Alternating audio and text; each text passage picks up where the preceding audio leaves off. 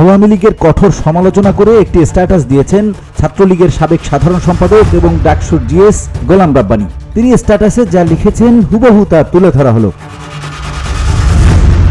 আওয়ামী লীগকে এটা নিশ্চিতভাবেই উপলব্ধি করতে হবে উল্লেখযোগ্য উন্নয়ন ও ভালো কাজের পাশাপাশি দীর্ঘদিন সরকারি ক্ষমতার বলয়ে থেকে তাদের শরীরে নানা অনিয়ম, দুর্নীতি, স্বজনপ্রীতি, গণতান্ত্রিক মূল্যবোধ হ্রাস, জন ও কর্মবিচ্ছিন্নতার বিস্ফোরা ও ক্ষত দৃশ্যমান। আওয়ামী লীগকে এককালে মন থেকে ভালোবেসে সমর্থন করা মানুষও তাই সংক্রমণ সংখ্যায় কাছে ঘেঁষতে খানিক নিরুৎসাহিত ও দ্বিধান্বিত। এই মানুষগুলোই যখন দেখবে আওয়ামী লীগ আত্মোপলব্ধি করে নিজেরা উদ্যোগী হয়ে শরীরের সেই বিস্ফোরা আর ক্ষতগুলো একে একে চিহ্নিত করে প্রতিনিয়ত ড্রেসিং করছে, কার্যকর মেডিসিন প্রয়োগ করছে, নিয়মিত যত্ন নিচ্ছে এবং ধীরে ধীরে ক্ষত সেরে উঠছে, তখন তারাই ফের সাহস করে উৎসাহ, ভালোবাসা ও আন্তরিকতা নিয়ে আবার কাছে আসবে, পাশে থাকবে এবং প্রতিনিয়ত পাল্লা ভারী হবে। মনে রাখতে হবে, আত্মশুদ্ধির কাজে কোনো নেতা নেই, নেতৃত্ব দেওয়ার কেউ নাই, নিজের বিবেকই নেতা।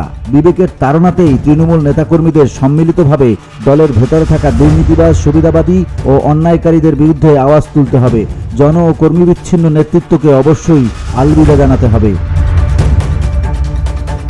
নিজেদের ভুলগুলো অনুধাবন, অনুশোচনা ও পর্যায়ক্রমে তা শুদ্ধ করার প্রচেষ্টা দৃশ্যমান না হলে কেবল বিরোধী গোষ্ঠীর শতসহস্র অন্যায়, ভুল, ব্যর্থতার গল্প বলে কেবল তুলনামূলক মন্দের ভালো হয়ে এই কঠিন পরিস্থিতি থেকে উত্তরণ ঘটবে না, প্রত্যাশিত জনসমর্থন মিলবে না, তৃণমূল নেতাকর্মীর মনোবল ফিরবে না, জাগরণ ঘটবে না।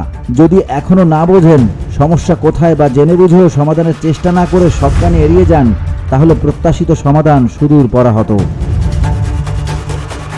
VOD Bangla news desk.